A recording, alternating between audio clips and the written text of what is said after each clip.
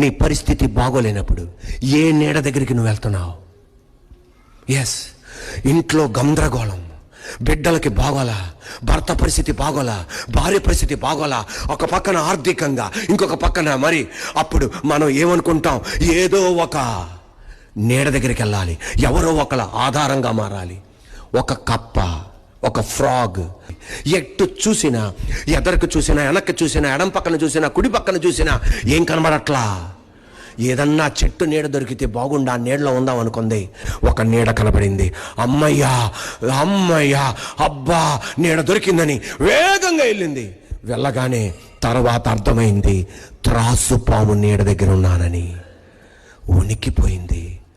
వణుకు ముగించే లోపల మింగేసింది. ఈ రోజున ఏ నీడ దగ్గరికి వెళ్తున్నావు? ఎస్, మన తల్లిదండ్రుల నీడ దగ్గరికి మనం ఉండాలి, భర్త భార్య నీడలో ఉండాలి, పిల్లలు ఉండాలి. నేను అది కాదనేది.